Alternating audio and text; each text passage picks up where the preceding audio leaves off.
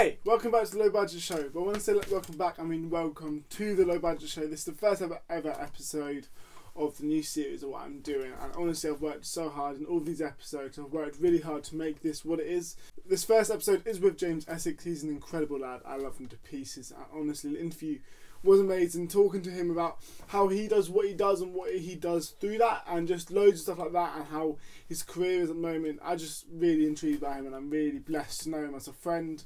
So I hope you guys do enjoy that. Just thought I'd let you know beforehand, I've got merch just released. My merch just released today. It's Low 18 because it's 2018 Low Budget Show. Joel House official merchandise in collaboration with the Low Budget Show. So yeah, that's my merch. If you guys want to support the brand, please go ahead and buy it. The link will be down below. And also, if you do like this video, if you do like these interviews and everything I'm doing on the Low Budget Show, please do subscribe. It means the world, and please do like, yeah. So I'm going to go now. Here's the interview I did with James Essex. What's going on, everyone, and welcome back to the Low Budget Show. Today I'm here with James Essex. Hello. So James Essex is a social media influencer. He started YouTube in 2016 in August. You posted your first ever video. You've done the research. I know, I've done research. And then from then he went on to do a bit of YouTube. Then he's dipped out of YouTube, done social medias, and now now he's come back into YouTube. You've done a lot of things. You've gained over 34,000 followers across your platforms. You've worked with major brands like Swizzles, what Sweet Company. You've also been flown to LA and did VidCon and stuff. Nice. Yeah, you've done quite a few things. So the past 2 years, what's it been like?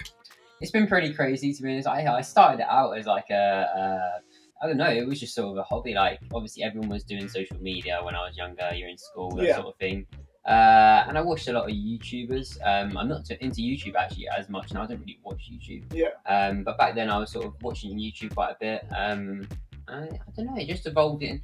It literally just happened, and then the next thing I know, I was going to obviously, like, I had a meet-up, my first ever meet-up in Manchester, and then it just evolved from there, really. It's been pretty insane. What do you reckon has been the highest point in these past 2 years for you, but also the lowest point? I think my highest point is definitely recent. It'd be pretty much recently, because obviously there's been a lot of like different things happening recently. Obviously I've been more able to like meet people. Yeah. One of my like best things was either Summer in the City this year or Road Trip, just because I met so many people, and it was such a difference from the year before, because I hadn't done a lot of meetups in the year, hadn't really met a lot of people, and there was such a difference from that time I met to literally like very recently, and it was literally from tens to hundreds. Yeah, which was so crazy. That's a big step up. That's definitely a big step up. So what do you reckon has been the low point? I don't know. It's very hard to sort of sustain it as such. Obviously, it grew pretty quickly, like all my social medias and that. So, and I don't like. I'm not trying to influence anything as such. As you know, I don't really do anything. Yeah. Like, I don't want to influence anything. I'm just trying to like be like care for people and like be there for people. And when it grows to a point where I like, it's so big. There's too many people. Yeah, and I sort of I made, obviously everyone makes mistakes along the way, and I didn't keep in contact with people as much as I should have. And well, not that I chose not to. It was just impossible. I get you. I think that's what I struggle with a lot with social media. That I've made so many friends on social media. Yeah. I'm just so bad at texting. Like, even after we sometimes go a couple months without speaking, not because there's beef, not because there's anything, just because we live busy lives and we just completely forget about it. I completely understand that. Recently, you uploaded a video after Sitsi, because you did Sitsi. Summer in the City, if you guys don't know what that is basically the biggest YouTube convention in England. Yeah, I think it's fair to say, till VidCon comes in. You did that, as you just said earlier, you've gone from meeting tens of people to meeting hundreds of people, and then you uploaded a video afterwards saying what actually happened with VidCon with Benji. And I don't think it was a negative video, but it was more of a sense of, I'm overwhelmed. Yeah. So do you mind explaining more in detail about what your experience was in Sitsi and why you made that video and why it was so overwhelming and different to all the other meetups? It was sort of as you say, like, very overwhelming, the experience when I got there. When I got there, it was a lot more people than I originally thought, and it was sort of time management as such. Like, I didn't want people to think that like I didn't care, like, and I was just there to like say hi, take a picture, because that's not what I'm about. I want to spend time. I want to just hang with people. Definitely. I've never seen you do just a quick photo, hello, and goodbye. Yeah, always I want to have a chat with them. I want to because they've come a long way to see me, and I respect that. Like some of these people came all the way from Scotland. I mean, some of the people came from France, and it's just stupid the amount of like the time they'd spent just to get there, just to speak to like obviously not just me. They come to me, but like a poor proportion of their thing was to meet me. So I don't want to like get there and take a photo and just be like, oh, thanks for meeting me. So, but it's very hard to have a long conversation, which I wanted to, with everyone I met. Yeah. Obviously there's people that sort of stuck around and like we got to go to like Nando's and that, but it was such a busy day. It was literally all day just meeting people. And then it got to a point where we were going to like Nando's. We'd arranged to go to Nando's.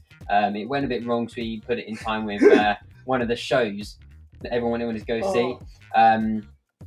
But by that time, I was very like I literally spent from 7 a.m. until like 6 p.m. on my feet just meeting people, and it's like I enjoyed it so much, but it's so tiring. It just hit me all of a sudden. It was so like draining. Yeah, I'm just going to put in that. I don't think people understand like how tiring emotionally it is meeting people. Like, we love it. I think it's one of my favourite things to do. But every single person you're giving a part of yourself to, and when you've done that for 6 hours, it just wipes you. It was crazy. But there's nothing to say I didn't enjoy it, but it was just when I stopped and I sort of took a second back and said I've been here since 7 a.m. Like I was like, whoa, and the fact that like there were still people that weren't happy, if you get what I mean. That's why I made the video, because there was still people like tweeting me saying they wanted to spend more time with me, etc., etc., etc. And the fact that I put in that many hours, and then there were still people that I hadn't made happy that had come all the way to see me, that really like hit me, because I was like, oh, I could like I wanted to make everyone happy, but it just wasn't possible.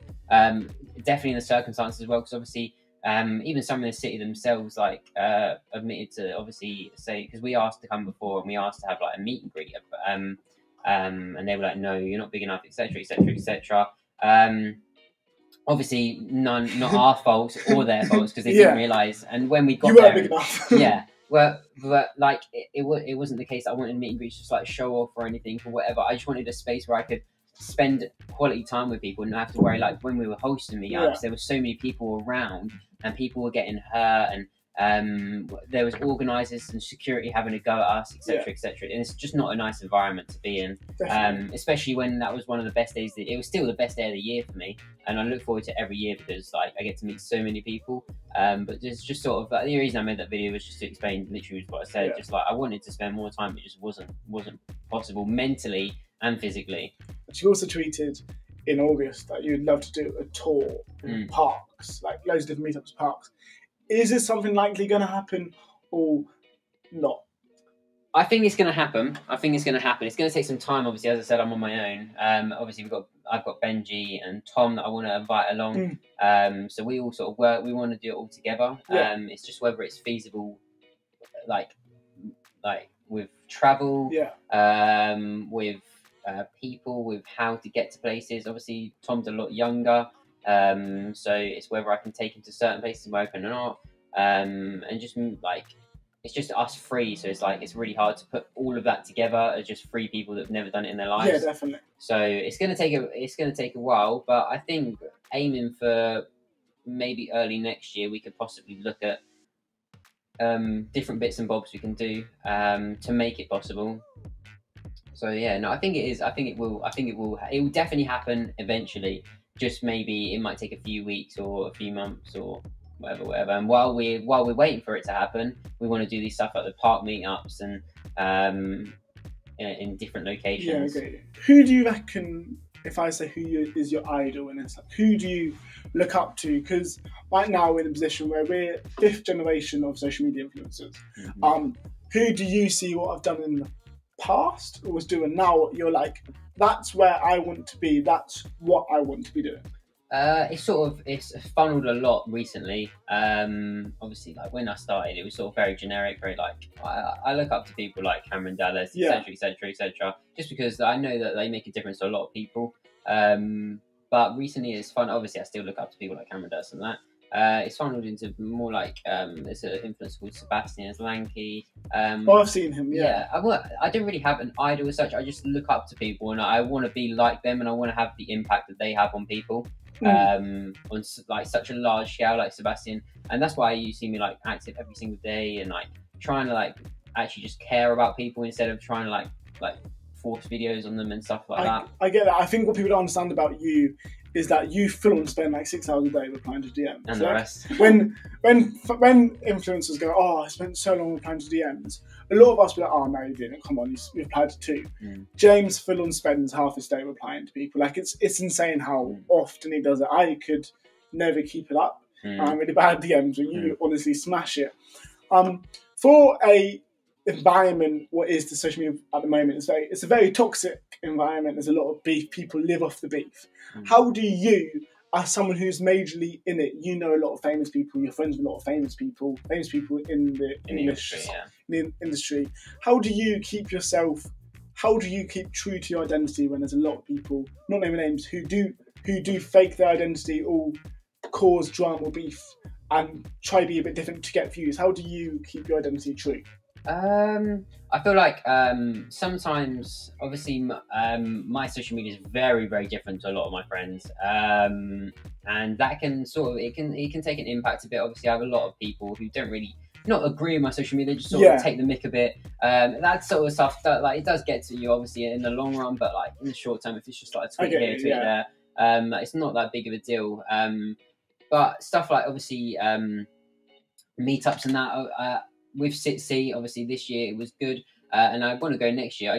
I don't involve myself as much in it. Like there's a big YouTube community you can involve yourself in. A massive UK scene, isn't there, for like under 1 million subscribers? A massive one, and everyone knows everyone.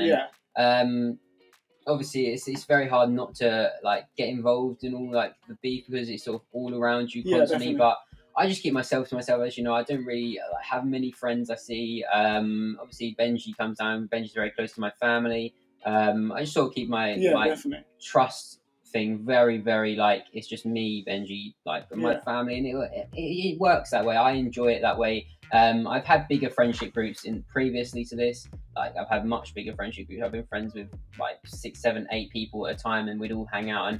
And it works, and I was happy at the time. But I had a lot of like sort of like problems with that because there was lots of like drama constantly, and that's just not for me. Like I'm not the sort of person that will like constantly be having to deal with drama. I'd much rather just de-involve myself, look over the situation, look why there's drama, and then just sort of not I get you. Just detach myself completely from it. Speaking about drama, I think I always know the answer now.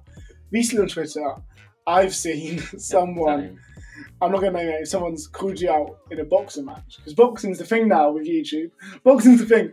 I've seen this, and I've seen you have replied. Yeah. But I think everyone's going to want to know. So I feel like, as an interviewer, I should say this: are you going to be boxing anyone anytime soon? I'm not boxing anyone, especially not the person. I mean, if it was going to be anyone, it would not be him. That's all I'm saying. Okay. It would not be him. That's what you do, because I saw you did try to decrease the beef. Yeah. I respected that for that. I was just wondering, are we going to be getting in the ring? Like, is anything going to be happening? No way. Well, if I was ever, as I said, never with him. It's just, I don't really get it. Why? Like, that's the only reason. Like, obviously, I've grown a lot on social media in the past. Obviously, I've involved myself in drama. I've learned from that. I think it's a very much you have to learn from your mistakes. And I've made a lot of them. I've learned from a lot of them, and that's maybe who I am today. So I don't want to go back and not make the mistakes.